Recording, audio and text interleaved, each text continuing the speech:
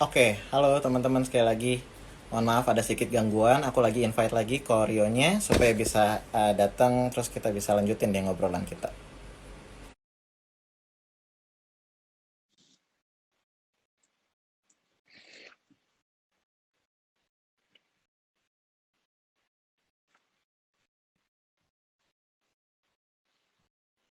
Oke, aku lagi invite lagi ke Rio dari Galeri Saham, Stand Invitation.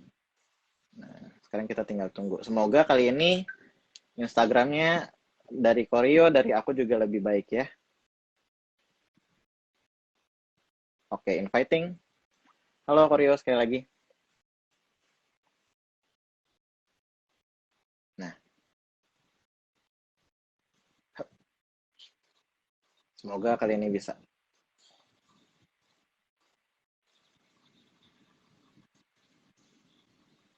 Nah, ini Koryo lagi request to join, tapi kenapa aku nggak bisa pencet nih ya? Waduh, galeri saham is unable to join.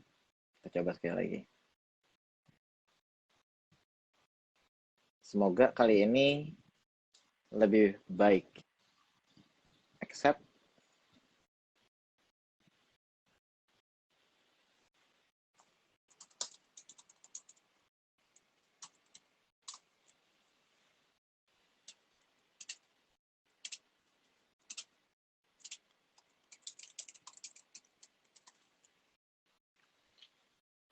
Alright, kita coba sekali lagi ya.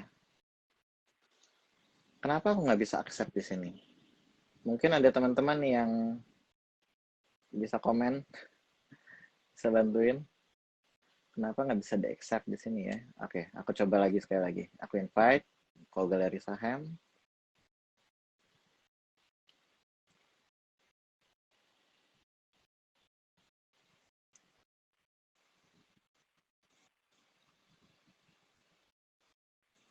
Galeri saham is unable to join. Hmm,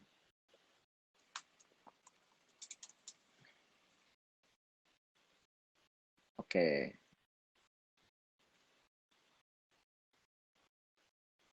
Teman-teman mohon maaf banget ini ada. Nah, Nah, akhirnya. keden- kedengeran? Much better, seperti awal, seperti di awal kok. Oh ya udah. Ini soalnya pakai WiFi lagi.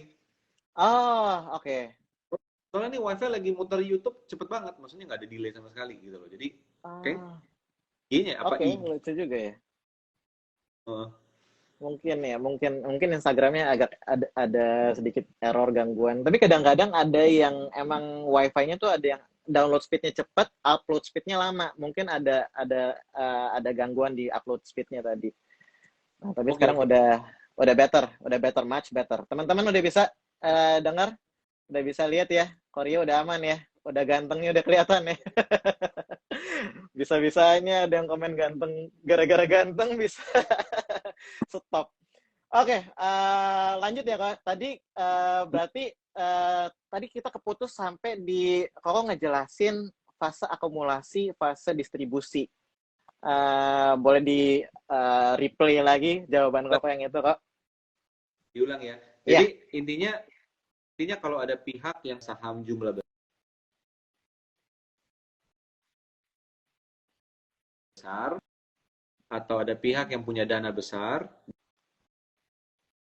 dia mau bertransaksi, mau beli saham atau mau jual saham, satu objek saham sama,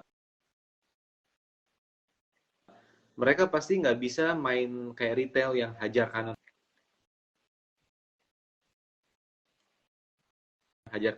nggak bisa. Feeling gue mau naik deh, gue hajar kanan deh gitu. Itu kalau retail gampang, uang 10 juta gampang, M relatif gampang untuk beberapa saham. Tapi kalau udah bicara seratusan M, mereka pasti harus nyicil. Nah, ketika mereka harus hmm, nyicil atau nyicil ngejual, pada dasarnya harga pasti akan berkonsolidasi karena mereka pasti nggak mau bikin harga terlalu tinggi naik. Kenapa? Karena hmm, dia pengen dapat best price dong. Tapi mereka sadar bahwa dapat best price mungkin gitu loh. Nah, mereka hmm, ada range lah, misalnya kayak let's say 10% range-nya dari 1.000. Nah, itu mungkin oke lah saya ngebeli di fase mereka melakukan dalam jumlah besar, atau sebaliknya menjual dalam jumlah besar, itu kira jadi fase untuk beli saham itu ketika di fase konsolidasi, kan gitu. Karena apa? Karena tinggal beli di support, jual di resist. Tinggal beli di support, jual di resist. Nah, ketika akumulasinya berakhir, terbang, kita nggak punya barang. Tapi ketika distribusinya selesai, ambles, kita terlanjur beli banyak di support. Nah, itu kadang dilematisnya ya kalau trading. Kadang gitu sih. Nah, ini agak ya agak delay lagi tadi teman-teman ternyata juga pada ngomong ini sebetulnya lagi. Suaranya masuk, cuman delay aja kok, kayak tadi agak sedikit. Tapi suaranya bagus, Jadi gimana nih kita? Tapi pakai WiFi udah bagus ya, udah lebih bagus ya kok. Agak teman-teman sorry nih ya, agak ke distract dikit ya. Tadi ada yang nanya lagi sekuritas baru. Kita RDK dari tahun 89 Pak ya. Jadi mungkin baru bisa ngecek di link di bio kami dan bisa download 90. Wow, 90. Oke, tapi mungkin apa karena kecepatan ya? Karena internetnya terlalu cepat ya. Jadi lucu juga. Tapi dari Koko udah pakai WiFi ya berarti sekarang ya? Sorry nih jadinya nanyain technical problem nih. Wow. Iya, upload speednya, download speednya harusnya nggak ada masalah sama sekali. Iya. Lagi pakai WiFi yang sama ya kok? Iya, pakai yang sama. Oke. Sebetulnya aku suara ngedengar suara Koko oke, cuman agak ini aja, agak delay sedikit. Jadi mungkin kita terusin aja, ya kan? Dengan keadaan yang kayak gini karena delaynya juga masih mungkin kayak cuma 5 detik. Nah, lo ada yang tulis jaringan diguyur bandar nih. Jadi putus-putus. Waduh, jangan sampai diguyur-guyur dong. Kita lagi banyak belajar nih dari suhunya. Diguyur bandar. Bisa kok kita terusin, lanjutin. Teman-teman gimana? Mau lanjutin nggak nih? Atau kita coba lagi dari awal? Soalnya masalahnya bukan dari internet ternyata dari sekuritas yang ngeguyur-guyur. Ada aja teman-teman ini. Aku lanjutin pertanyaan aku ya. Aku lanjutin pertanyaan aku ya kok.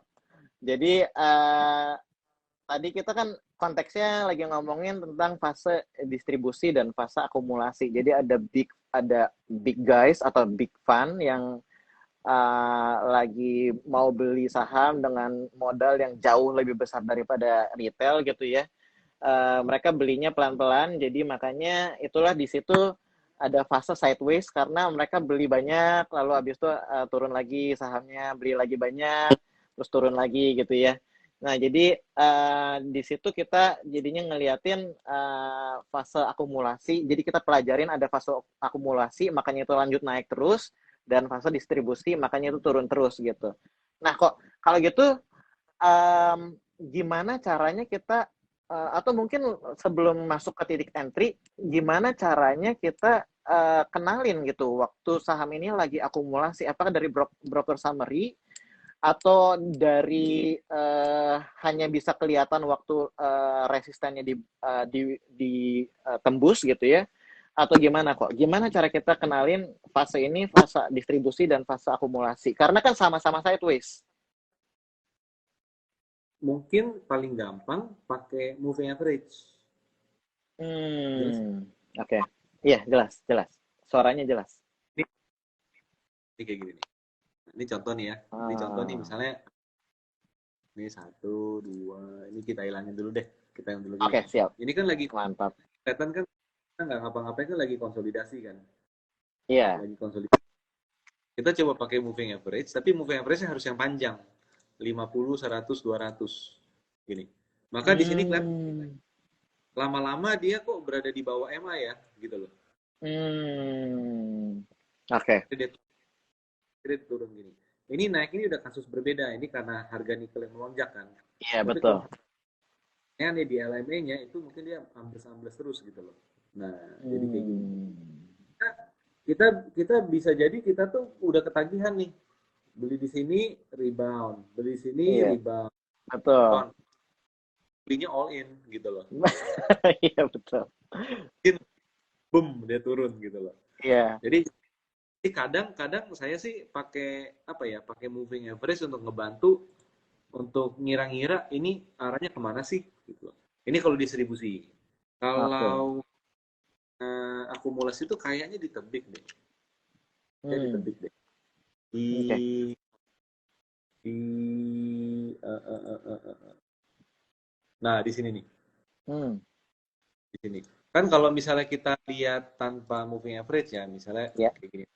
Hmm. Ini kan oh dia konsolidasi doang nih, konsolidasi gitu kan. Iya. Lalu kita kalau melihat harga udah sampai di sini, jualan deh, ya kan? Hmm. Dulu dulu di sini dekat sama yang kemarin dia Jual. koreksi, Koreksi, ya.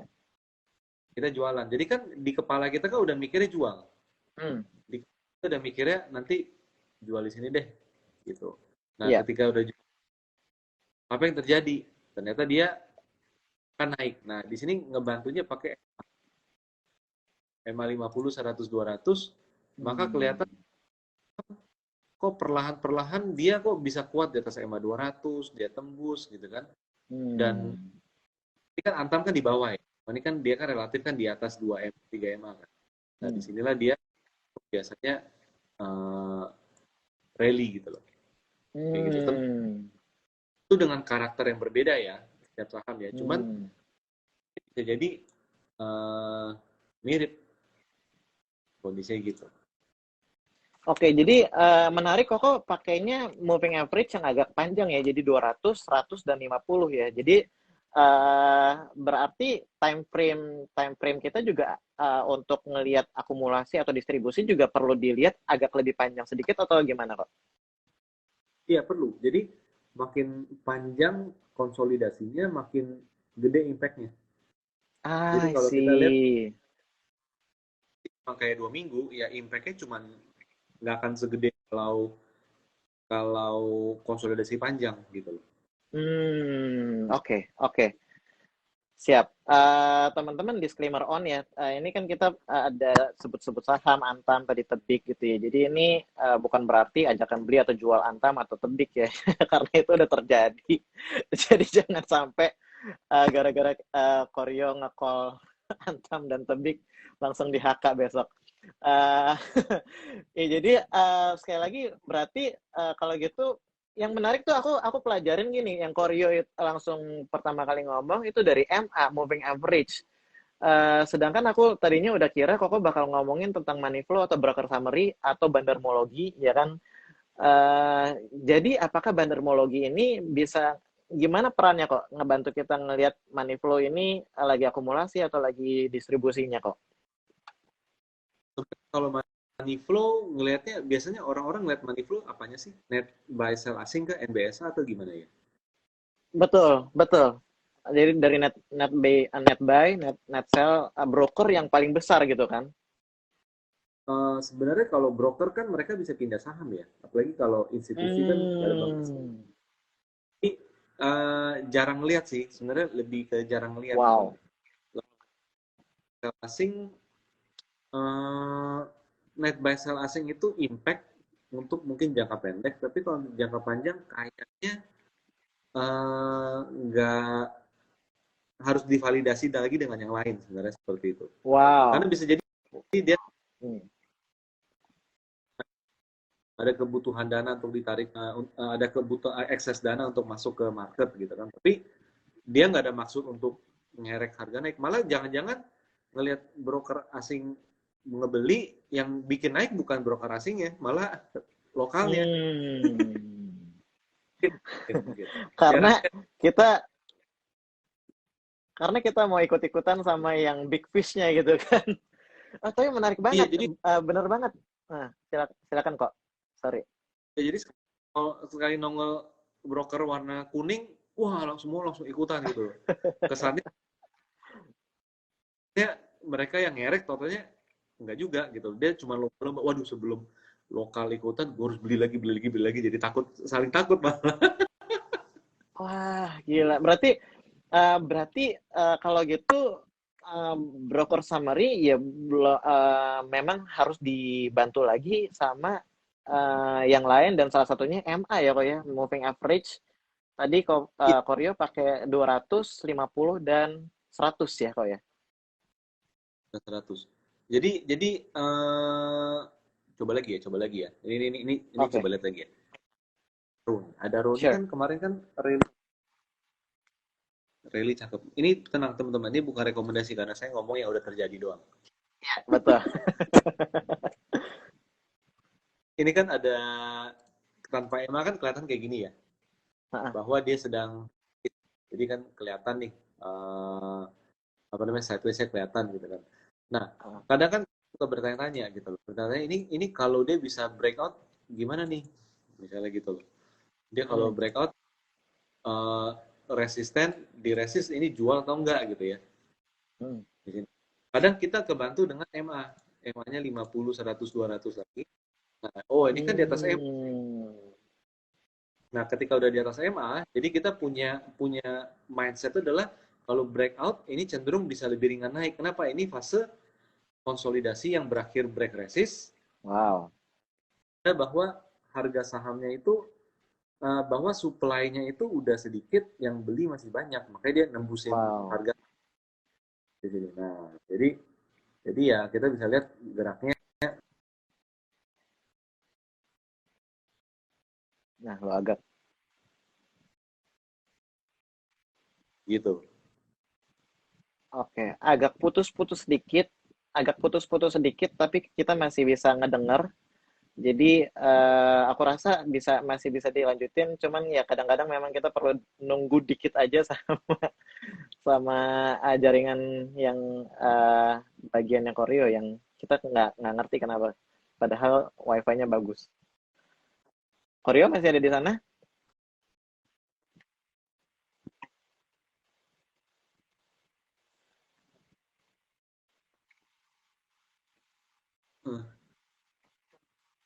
Bener ya, 2 minggu lalu kita pernah IG live juga berdua kayak gini di rumah, nge-lag juga. Apa nggak tahu deh, masalah di mana, jangan di handphone nih masalahnya, harus diganti.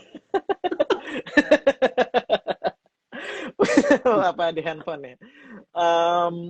Sebenarnya kita masih bisa lanjutin karena tadi Koko ngomong tuh udah dan insight-nya aduh bagus banget.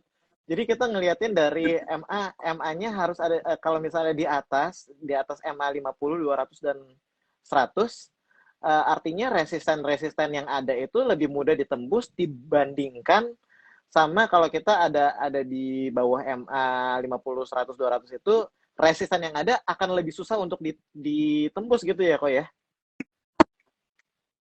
Jadi istilahnya kalau dia di atas MA, supportnya lebih banyak. Support konsolidasinya, support MA. Kan kalau MA 50 nih, harga saham di atas MA 50, artinya kan semua trader yang pakai MA 50 akan buy on MA 50 kan gitu. Ya. Di atas MA 100, artinya kan semua trader yang pakai 100 akan buy on weakness di MA 100. MA 200 juga sama. Lagi konsolidasi, support konsolidasi tuh. Nah, artinya kan ada 4 pihak tuh kan yang nunggu gitu. Nah, maka itu akan lebih lebih kuat untuk dia bergerak naik. Di sisi lain, orang yang lagi mengumpulin barang banyak kejar-kejaran waktu juga dengan kalau gua nggak beli, orang lain yang beli. Kalau gua nggak beli, orang lain yang beli. Kan kalau disuruh beli nggak dapet full kan jadi masalah juga kan untuk dana besar itu kan.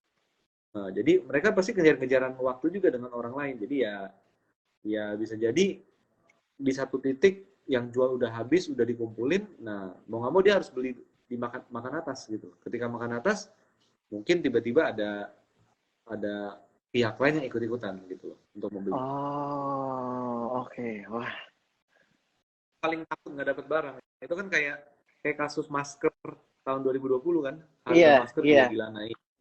iya Kayak minyak betul. goreng kan Iya. juga naik karena orang kan kira kan rebut-rebutan gitu. Nah, di stok market rasanya juga ada hal yang sama juga gitu loh. Apalagi duit gede, Hmm. dia harus bertransaksi senyap istilahnya gitu loh, nggak mungkin berisik gitu Oh, kan. oke. Berarti aku dapat insight baru nih. Ternyata Big Fan juga suka FOMO juga ya. Takut ketinggalan, takut barangnya kehabisan gitu ya, kok ya. Bisa jadi loh, kebayang nggak kalau mau beli satu saham 100 M dalam waktu seminggu, deg-degan nggak sih? Dapat nggak ya gua? Hmm, Kan iya. gitu kan. Kalau kita gampang, udah beli beres kok, pusing amat gitu kan, langsung hajar kanan aja gitu kan. Ini 100 M, dia udah ngumpulin 50 M, dia juga takut dong. Ini kekumpul nggak nih? Kalau ada orang lain yang ngebeli, yang ngebid, harga nggak turun-turun, gue masih layak untuk antri di bawah nggak? Akhirnya kan jadi ada ada ada perasaan untuk dapat nggak ya, dapat nggak ya, dapat nggak ya, dan Hmm, akhirnya kan iya. jadi panik juga. Namanya manusia pasti Oh, sama kok. wow. Berarti teman-teman yang FOMO ya, teman-teman retail ya, yang FOMO bukan cuma kita doang. Big Fan juga bisa FOMO, bisa FOMO loh. Um, jadi kalau gitu aku langsung balik aja pertanyaannya. Ini banyak kan teman-teman retail yang karena kita cepat kayak tadi Korio bilang kita bisa masuk dengan cepat, keluar dengan cepat gitu ya. Jadi pasti banyak teman-teman retail juga yang punya harga bagus gitu, harga di bawah gitu kan. Terus habis itu kita kebetulan ya kan puji Tuhan masuk ke saham yang lagi diakumulasi, terus habis itu tiba-tiba naik seperti itu, sahamnya naik banget. Terus habis itu kita punya target certain price-nya udah ke apa namanya, udah ketembus lagi gitu kan, ketembus lagi. Nah kadang-kadang kita jadi bingung nih kok, karena kan kita pengen profit yang maksimal ya, profit yang maksimal kadang-kadang ya jadi uh, Ya, karena kita ngelihat target price udah tembus, terus habis itu tadi resisten udah tembus, terus uh, kita jadinya FOMO mau masuk lagi dan akhirnya ngantri dan masuk di pucuk, turun di bawah gitu ya. Nah sebenarnya gimana sih cara kita nentuin target price yang benar, kapan kita exit kok? Apakah dari resisten, technical resisten, atau fundamental analisis lagi yang harganya wajarnya berapa? Gimana cara kita bikin plan buat exit? sebenarnya kalau fundamental nggak bisa. Fundamental itu Oke, nggak bisa. oke. Jadi lebih paling gampang ya tarik garis. Tarik garis. Oh, Kalau kayak gini nih. Kayak lagi naik seperti ini nih ya. Jadi ya paling gampang ya paling simple gini aja. uh-uh. Selama dia ini kan naiknya banyak nih ya. Ini naiknya kan dari berapa nih? Ini kan naiknya banyak banget nih, Banyak. 43%. Kadang kan level profit orang tuh kuatnya cuma di 15%. Oke, iya 15% udah 15% udah bungkus. akhirnya ngerasa kemahalan dan akhirnya udah gue jual aja gitu kan. Udah 3 Iya, kali deposito gitu kan. Ternyata kan harga bisa naik banyak. Jadi alat bantu paling gampang sebenarnya ya trend tarik line garis. ini. Trend line. Jadi Terlepas. Kadang orang technical. orang nggak rela tuh di sini. Udah I, tembus, uh, dia nggak dulu pernah di atas, dia mau jualnya di atas. betul. Punya yang sahamnya turun terus ambles ya, dia nyangkut jadinya. Jadi kita nggak boleh istilahnya nggak rela juga gitu loh. Oh, harus rela ya. Rela. Harus rela. Berarti kok semuanya dibantu sama technical analysis ya kok ya. Artinya MA di atas garis MA, dan kalau dia lanjut terus tarik garis, lalu yang jadi nentuin kita kalau misalnya dia udah deket-deket support minor ya, tadi yang disebutnya trend line itu support minor ya. Jadi kalau misalnya udah tembus itu baru exit aja gitu ya kak ya. Baru take profit ya, exit. Kadang gitu sih, kadang dia udah ngeliat harga di 1.000, sempat ke 1.000, dia harus jualan di 900, rasanya kan orang nggak nerima kan. Aduh, nyesel banget nih, sayang banget nggak 1.000. Benar. Akhirnya apa? Akhirnya dia nggak, akhirnya ketika naik lagi ke 1.000 lagi, dia berusaha untuk nebak-nebak harga bisa naik ke berapa, naik ke berapa, naik ke berapa. Dan akhirnya Yes. tebakan dia, eh, tapi ternyata udah rally lebih panjang lagi gitu loh. Udah rally lebih panjang lagi. Hmm, Market kita kan nggak pernah bisa tahu harga mau melambung seberapa jauh kan. Jadi benar. pelajaran ini rasanya lihat aja harga masker pas pandemi. Dulu 10 masker harganya 7.000, ingat banget dulu tuh. 10 masker harga 7.000. Lalu sempat jadi kan gila-gila kan. Harga saham juga sama. Ketika orang panik beli, pasti harga bablas-bablasan Oke, tuh oke. Jadi biasanya kayak level gitu. kepanikan, level kepanikan yang bikin sahamnya naik dan sahamnya turun. Kalau dibalik kok, kalau dibalik kita masuknya di saham yang lagi apes banget gitu, terus distribusi sahamnya turun, gitu kan? eh Gimana kalau misalnya buat teman-teman yang nyangkut, ya temannya nyangkut RDK turun, RDK turun lagi gara-gara ada ngelihat tulisan RDK deposit awal RDN berapa, nggak ada deposit pak. Ya langsung aja buka akun di kami, nanti kami akan bantu. Sahamnya turun, ada beberapa pilihan. Gimana caranya kita menghadapi saham yang lagi turun dan nyangkut? Ya, apakah kita tunggu lagi sampai reversal, atau kita average down, atau cut loss, gimana, faktor apa aja yang kita perlu pertimbangkan kok sebelum kita ambil keputusan untuk ya average down atau tunggu reversal atau cut loss gitu. Average down itu boleh kalau harganya di atas moving average. Jadi tren naik. Ah, Kalau lagi tren turun-turun kita nyangkut, average down boleh nggak? Boleh. Kenapa? Dia dalam tren naik. Tapi kalau trennya udah tren turun, contohnya nih ya, contohnya kayak kayak kayak apa ya?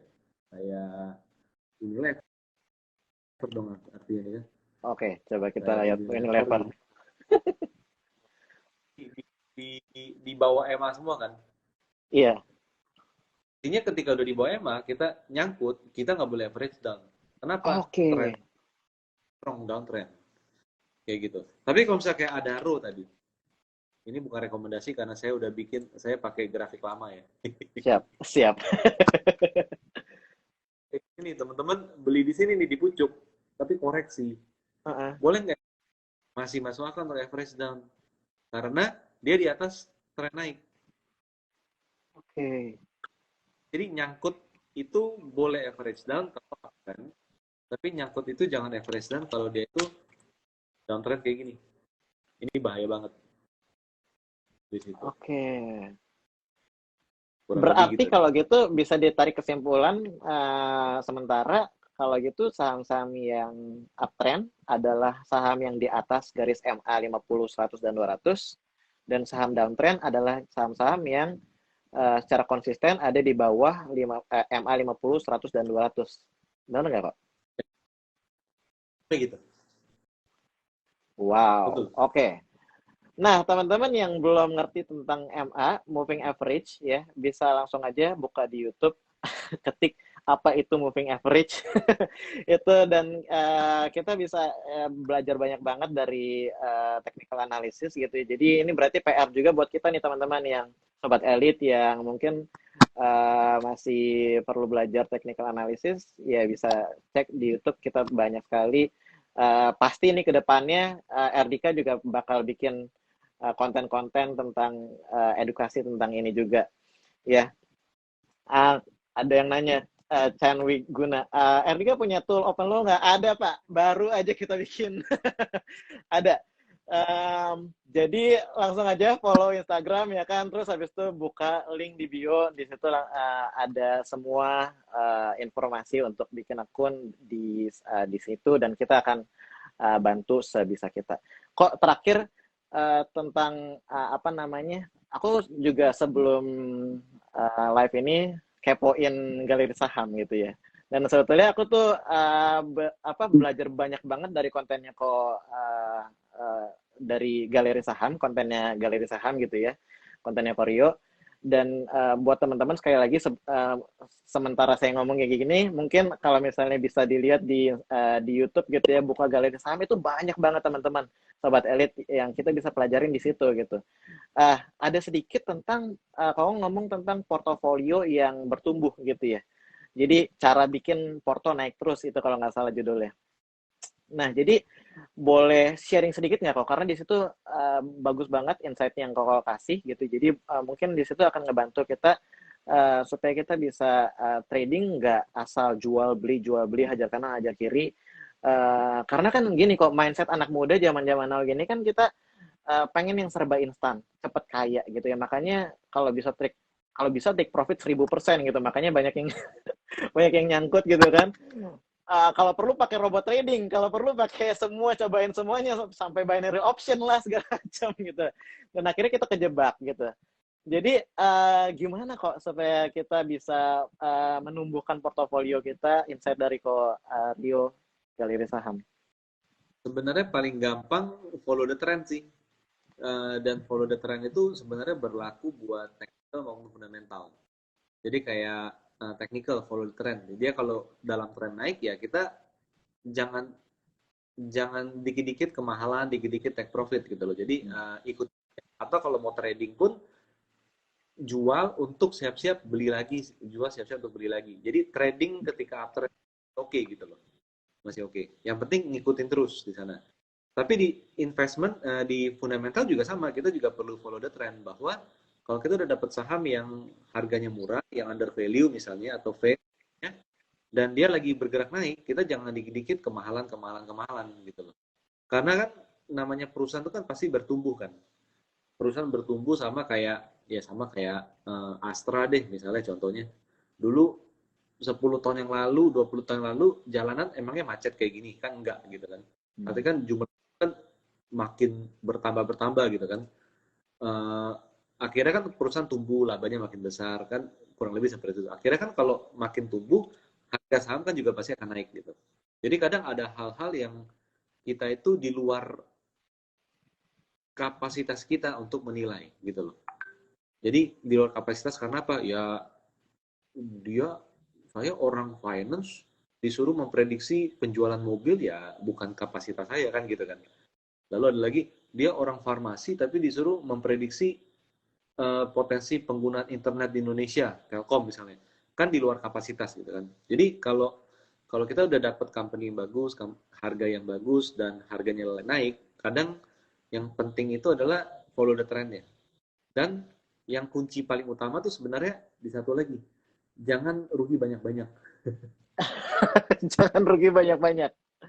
Nah, karena kadang saham turun di hold terus karena ya nanti saham juga pasti akan naik lagi gitu ya. Tapi di sisi lain saham naik dijual cepet-cepet. Jadi maunya rugi banyak-banyak tapi untungnya dikit-dikit. Nah, itu kan kebalik gitu loh. Jadi harusnya tuh follow the trend, ruginya banyak-banyak, untungnya banyak-banyak tapi ruginya dikit-dikit aja gitu loh. Oke, jadi untuk ngebangun portofolio ya harus ngerti tren dan follow the trend gitu ya kok ya. Jadi ruginya jangan banyak-banyak, tapi untungnya yang harus banyak. Nah itu yang kita perlu belajar kok. Itu yang kita perlu belajar. Jadi mungkin teman-teman bisa coba dilihat di Ah, porto kita itu profit taking berapa banyak sih? 15, hmm, 10% naik profit taking. Tapi yang nyangkut turunnya berapa persen? Totalnya turun 50 hmm, jual. Artinya kan nggak imbang.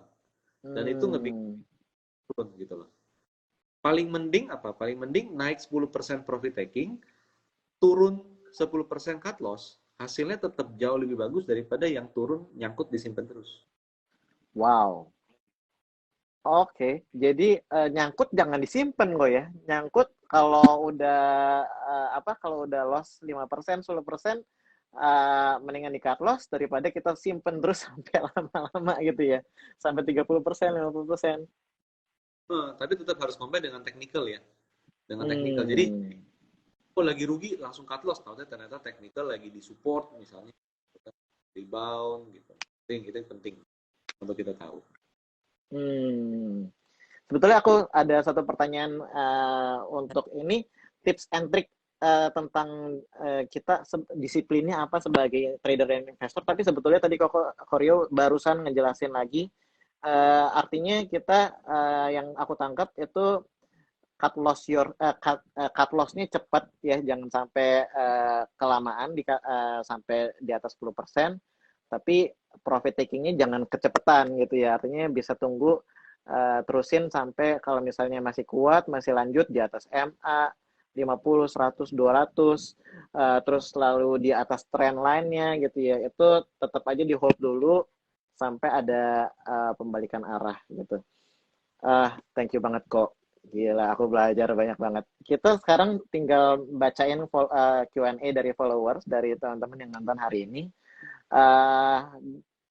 Aku langsung aja ya kok ya. Kita ngelihat ada dari coach_MSG.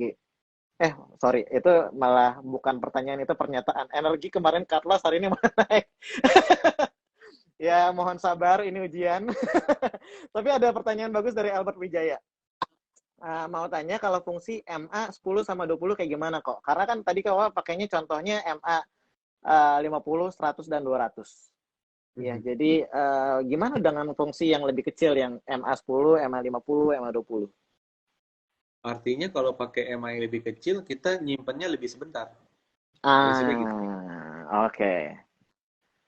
MA 5, 10, 20 pasti benar kalau harga saham naiknya derajat. Itu pasti benar. Tapi kalau udah melandai dikit, itu udah salah. Maksudnya apa? Wow, udah pasti. Udah di bawah MA nih, akhirnya kita jual, gitu kan? Udah jual, ganti saham lain, tapi itu terbang, gitu. Karena dia masih di atas MA 50 misalnya, contohnya gitu. Jadi MA untuk jangka pendek juga, pada dasarnya sih gitu.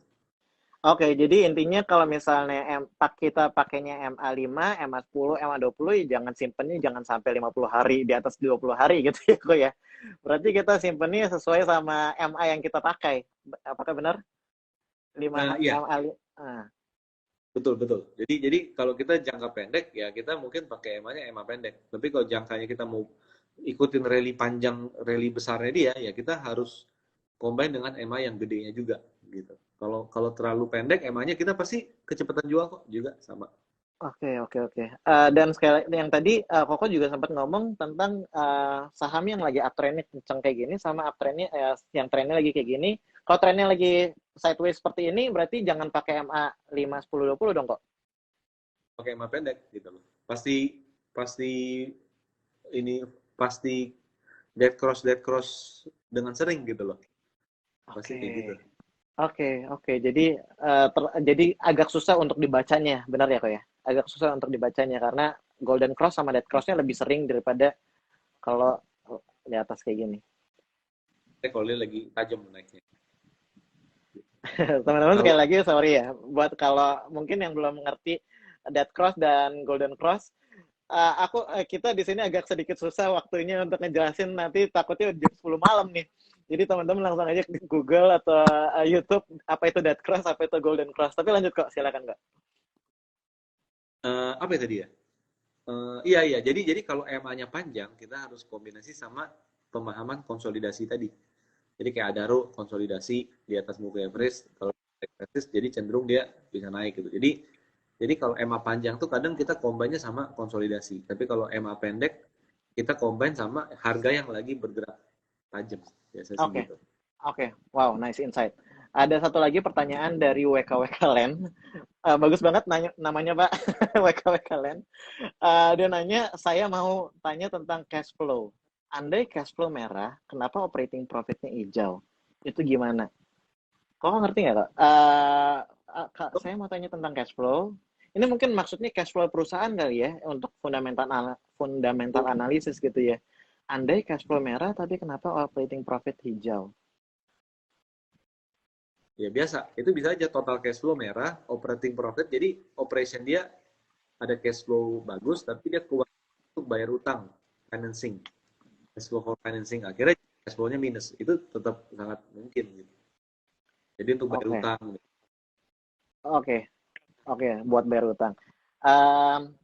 Mungkin sebagai penutup, kan Koko nih juga ngerti tentang tren, dan bukan cuma tren lain satu saham doang, tapi juga tren sebagai di IHSG, di market gitu ya.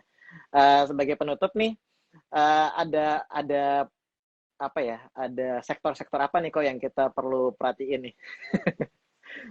Buat teman-teman investor retail, supaya kita bisa tahu yang mana yang lagi diakumulasi, supaya kita belinya nggak di puncuk, terus abis itu nggak cut loss, malah average down di saat yang salah. Sektor-sektor apa nih kok? Jadi kalau kita lihat kan ISG lagi uptrend nih, lagi Ah, uptrend. Bankingnya kan big banks kan udah tinggi kan, udah di atas. Konsolidasi sih, tapi di atas. iya. Kalau kita berharap big banks itu naik lagi, artinya kenaikan ISG tentu nggak akan sehat gitu kan. Hmm. Jadi coba di sektor yang belum naik banyak, kurang lebih. Mungkin bisa dipantau. Karena apa? Karena kan juga menjelang Lebaran ya, sebulan. Ini kan udah mau puasa nih minggu depan kan, lalu menjelang Lebaran, pokoknya di bulan Ramadan itu kan biasanya kan consumer, urusan makanan dan lain-lain kan itu kan mulai bergairah kan seperti itu kan. Itu mungkin boleh dipantau. Belum tentu mereka akan uptrend, tapi kenaikan dia mungkin akan merek ISG akan naik. Itu yang pertama. Kedua, kalau tambang kelihatannya tambang masih akan cenderung sideways dulu sih kelihatannya sih. Sideways dulu. Tapi mungkin coba pantau kayak properti ya kan siklusnya kan habis dari tambang itu ke properti walaupun kayaknya siklusnya cepet banget gitu loh cuman setengah tahun udah bisa dipantau juga untuk dari sisi properti karena kalau dilihat dari data perbankan pun eh, saluran kredit perumahan kan juga relatif kan meningkat kan kurang lebih meningkat jadi mungkin bisa dipantau di sana sama coba dilihat Nasdaq kalau Nasdaq itu mulai bagus artinya saham-saham teknologi juga layak untuk dicermati. Wow, oke. Mantap kok. Aku hari ini belajar banyak banget. Terima kasih buat waktunya. Terima kasih juga teman-teman 127 orang yang nonton, yang mau ikutin dari awal walaupun tadi sempat ada mati-mati dulu, ada wifi-nya diguyur bandar lah, segala macam. Jadi thank you banget sekali lagi kok buat waktunya, buat insight-nya. Pasti kita save ya, di save ya Kak. Iya nanti kita save. Jadi tadi kita dengar ya, teman-teman bisa jadi PR nih buat kita nih abis live ini ditutup, bisa lihat trading view, terus ngelihat saham-saham consumer good mana yang di atas MA 50, 100, dan 200, terus habis itu tadi properti dan saham teknologi gitu ya Kak ya. Kalau Nasdaq-nya makin lama makin membaik. Kalau Trennya Nasdaq-nya makin, kalau trennya lagi naik. Oke, jadi mulai bisa dipantau tiga sektor itu, buka MA50, 100, 200, saham-saham consumer good yang mana? Pertanyaannya ya bisa dicari lah gitu ya, bisa dicari Java lah, ya banyak lah, ada beberapa. Terus properti juga bisa dicari juga, teman-teman pilih yang mana. Dan sekali lagi, boleh diingetin nggak kok kita bisa follow kok Koryo di mana aja? Oh, kalau follow di akun @galeri_saham di Instagram. Kalau personal saya sih nggak pernah aktif, jadi nggak Oke, usah lah ya. nggak usah ya. Jadi galeri saham aja ya. YouTube channel kita di Galeri Saham ID. Kita juga baru ada video tuh hari ini Trading Lab menganalisa sektor consumer. Sama kemarin malam itu kita ngebahas memahami pola pergerakan harga saham. Jadi teman-teman juga bisa coba cek aja untuk pelajari di sana. Nice. Thank you banget sekali lagi kok. Langsung abis ini hajar kanannya, bukan hajar kanan saham, tapi hajar kanan YouTube Galeri Saham untuk belajar lebih banyak dari Koryo. Galeri Saham juga ada websitenya, galerisaham.com. Itu di situ juga kita bisa lihat ada GS Pro buat teman-teman yang tertarik mungkin untuk di coach, di mentor sama Koryo ya, di komunitas GS Pro. Jadi thank you sekali lagi, thank you semuanya. Sampai ketemu di collab-collab selanjutnya. Selamat malam Koryo, selamat malam semuanya.